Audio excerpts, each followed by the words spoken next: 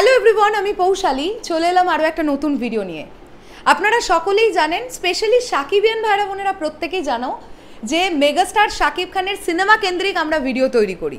না তো কখনো তার পার্সোনাল লাইফ নিয়ে আমরা কখনো ভিডিও তৈরি করেছি, আর না তো অন্য কিছু নিয়ে। আমাদের এই শরৎ মিউজিক বেঞ্চেস চ্যানেলটা সিনেমা কেন্দ্রিক, আমরা সিনেমা কেন্দ্রিক কথা বলতেই স্বাচ্ছন্দ্য বোধ করি। কিন্তু যখন একটা বিষয় একদম আমাদের সকলের সামনে জানা থাকে যে রিমার্ক হারল্যান্ডে মেগাস্টার শাকিব খান তিনি কিন্তু একটি বড় পদে ছিলেন। হ্যাঁ, আমি ছিলেন কেন বলছি, আপাতত যেটা খবর পাওয়া যাচ্ছে রিমার্ক হারল্যান্ডে কিন্তু মেগাস্টার শাকিব খান আর নেই। অর্থাৎ রিমার্ক হারল্যান্ডের সাথে মেগাস্টার শাকিব খানের কিন্তু ইতিমধ্যে আর কোনো সম্পর্ক নেই।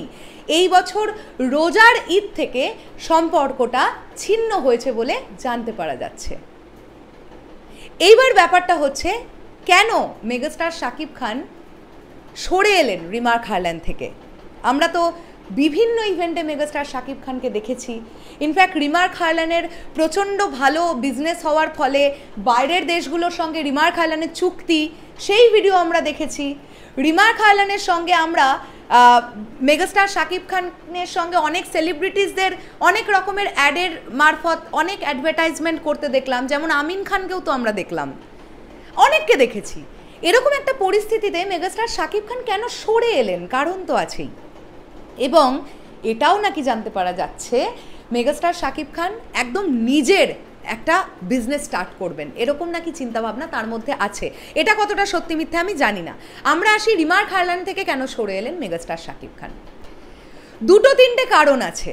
প্রথম যেটা কারণ, রিসেন্টলি রিমার্ক হারল্যান্ডের প্রোডাক্ট নিয়ে কাস্টমার্সদের অনেক রকমের অভিযোগ উঠছিল, অনেক রকমের অভিযোগ।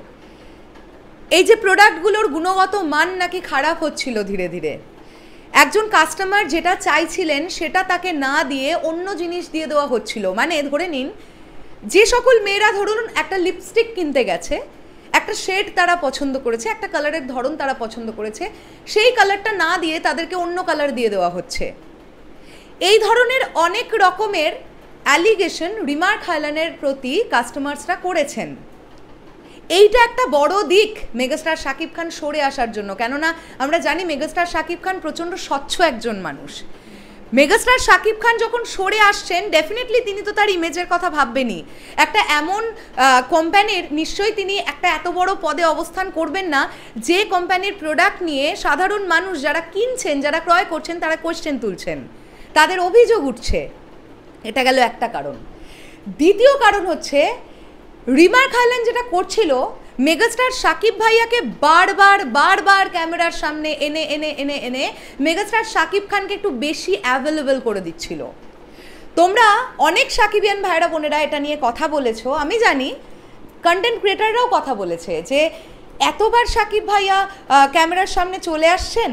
রিমার্ক হারল্যান্ডে যখনই কোনো অনুষ্ঠান বাংলাদেশে হচ্ছে, কোনো ইভেন্ট হচ্ছে, তখনই মেগাস্টার শাকিব খান আসছেন, তাকে ক্যামেরার সামনে দেখতে পাওয়া যাচ্ছে। এই এতটা অ্যাভেলেবল হয়ে যাওয়াটা অনেকেই নিতে পারেননি, অনেকেই পছন্দ করেননি, অনেকে। তো এটাও কোথাও গিয়ে কিন্তু একটা কারণ, মেগাস্টার শাকিব খান দিনের শেষে গিয়ে তিনি মেগাস্টার। যে মানুষটার এটা স্ট্র্যাটেজি যে তিনি ক্যামেরার সামনে খুব একটা আসেন না বললেই চলে, সেই মানুষটা এইভাবে তার পপুলারিটি হোল্ড করছেন যে আমি বেকার কারণে গাদা ইন্টারভিউস দেব না, আমি কোনো ক্যামেরার সামনে এমনি চলে এসে যা ইচ্ছে বলবো না। তো এমন একটা কোম্পানির সঙ্গে তিনি যুক্ত হয়ে গিয়েছিলেন যেখানে তাকে বারবার করেই তার কোম্পানির জন্যই ক্যামেরার সামনে আসতে হচ্ছিল। এই ব্যাপারটা কোথাও গিয়ে মেগাস্টার শাকিব খান হয়তো ফিল করেছেন যে এতটা ক্যামেরার সামনে অ্যাভেলেবল হয়ে যাওয়াটা ঠিক হবে না। তো এইসব বিষয় আসাদির জন্যেই জানতে পারা যাচ্ছে তিনি হারল্যান্ড ছেড়ে দিয়েছেন।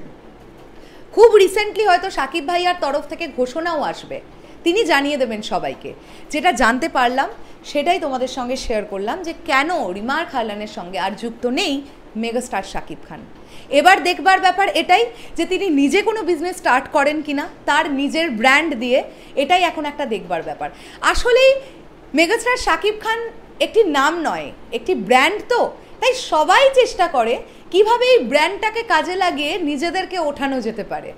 তো এইরকমই একটা ব্যাপার রিমার্কও চেষ্টা করছিল, হারল্যান্ড চেষ্টা করছিল যে শাকিব খান এই নামটাকে, এই ব্র্যান্ডটাকে দিয়ে একটা বিরাট রকমের বিজনেস এগিয়ে নিয়ে যেতে।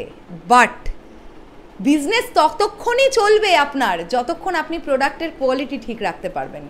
যে মুহূর্তে আপনার প্রোডাক্টের কোয়ালিটি ডাউন হতে শুরু করবে তখনই বিজনেসের ডাউনফল হবে। আর মেগাস্টার শাকিব খান কোনোদিনই তার ইমেজ তো নষ্ট করতে চাইবেন না। শেষ করলাম ভিডিওটা। শাকিবিয়ান ভাইদের বোনেদের এই বিষয়টা নিয়ে কী বক্তব্য ডেফিনেটলি কমেন্ট করে জানিও। তাহলে এখনের জন্যে টাটা।